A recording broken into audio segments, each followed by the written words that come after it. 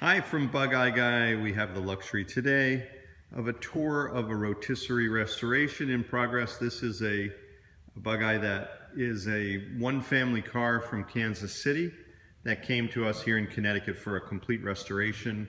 We stripped the car down and put it on this rotisserie, sent it out to be media blasted, and have now epoxy primed the entire assembly to protect the skin. Of course, it's naked when it comes away from the media blaster. And now it has this nice sealed epoxy coat to protect it. And from here we'll now begin the fabrication of the sheet metal and then do all the body work and paint the car. I wanted to just give you a tour while we have the luxury of seeing it in this form for those of you who are curious about how this stuff is put together.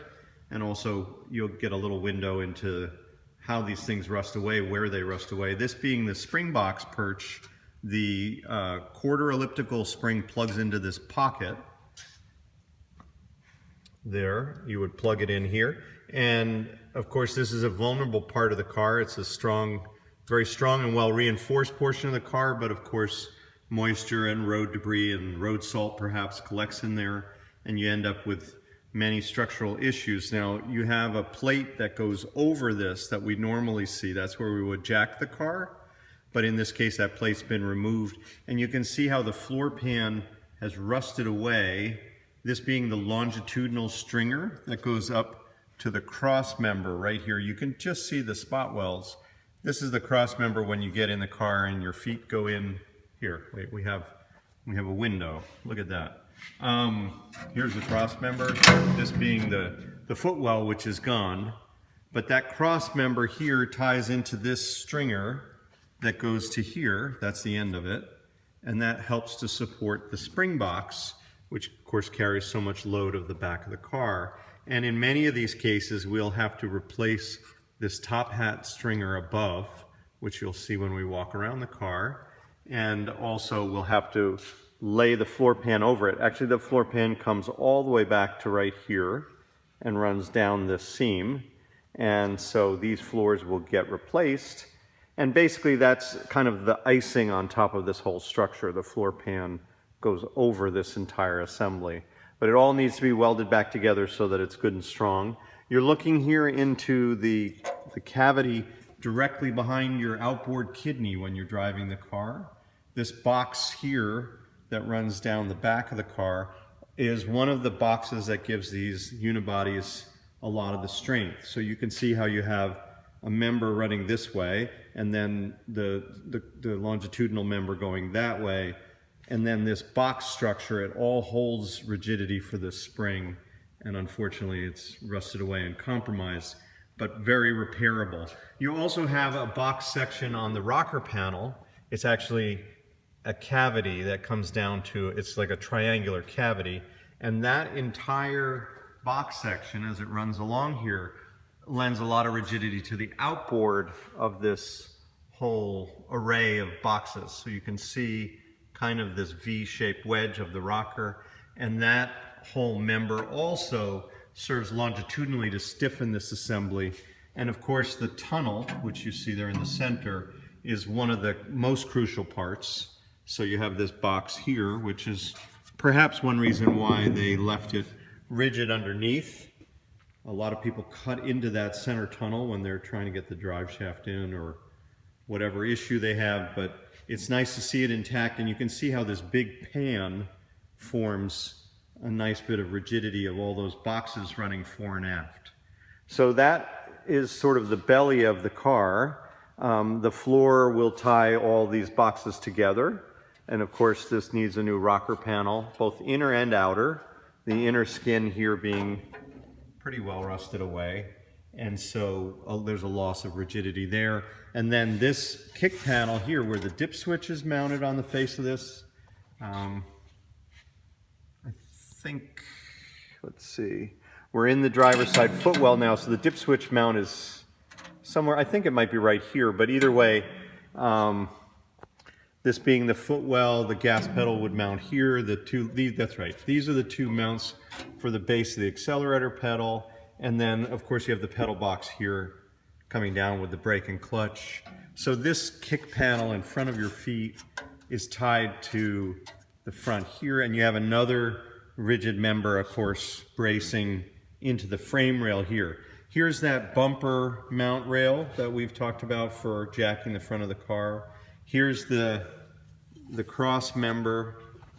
We did a post about Crossmember virus where we have these dents in here, and that's because this is hollow, so you want to be jacking on these frame rails instead of on that hollow section. And of course you end up with other little wavy things that will need to be addressed. These are probably, for all I know, somebody bent this because of the exhaust going through or a header. This one looks like it might have been crashed at some point. I don't know. I'd have to do some more investigation. That's pretty rumply. We'll fix all that. You can see here a really nice example of how the inner rockers sometimes rust. We're now on the passenger side floor. That's the passenger door there.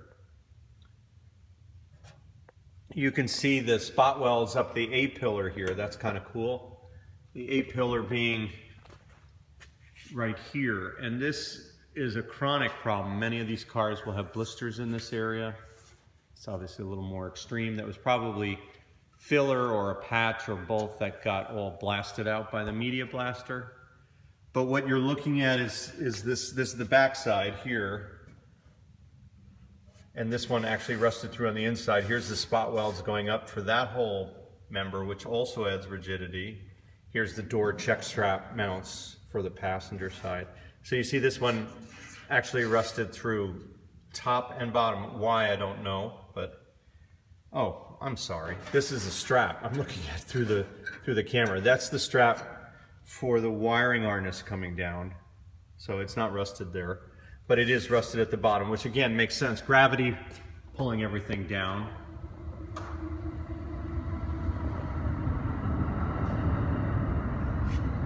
And the back of the rockers, very often they'll rust here. Not so, this is actually the top of the quarter panel.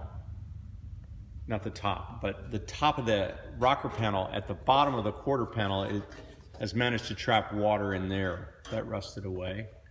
So we'll have to weld that up. And of course, if you've been around Bugeyes, you know these rear quarters will rust at the bottom. And that's partly because you end up with an inner skin coming down and an outer skin coming to a point, and moisture gets in there and gets trapped, and it just basically rusts away. You can see here, there's a piece of old screen, probably from an old patch that was in here. And there's the Bondo attached to it from an old bodywork repair from who knows how many years ago. The trunk floor on this car is really nice. A lot of times we'll see rust all along here. And of course they never really rust in the middle because of all the oil leaks. So this is usually quite nicely preserved. And you have the check strap mount here and the rear lever shock mounts. And this is the pad where the bump stop hits. Let's take a look on the other side. Of course, they often have dents in the back from hits like this, which are now all revealed now that all the filler is removed by the media blaster. So we'll fix that, but it's not as serious. Most of this is going to be the structural repair. Here's another interesting thing. This is the top of that Springboks. Well, the Springboks here is right here. But this is the top, this rusted away, which you don't always see, but moisture got under there and it just sat there apparently. And then here's the Springboks on this side. Again, we were looking in this area when we were on the other side. Here's the footwell, of course, and that inner rocker, just so you have your bearings. And the bottom of the A-pillar with that strap for a wiring loom to go by.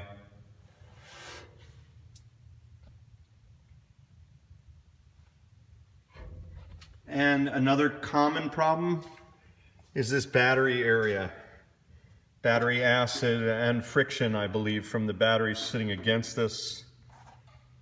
These will get eaten.